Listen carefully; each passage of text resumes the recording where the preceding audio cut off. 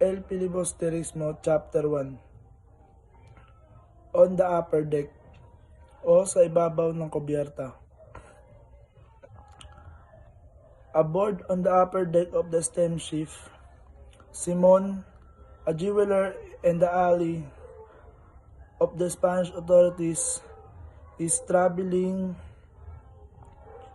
with the other prominent figures such as Basilio, Don Custodio, and Padre Salve, including the other symbol of colonial society.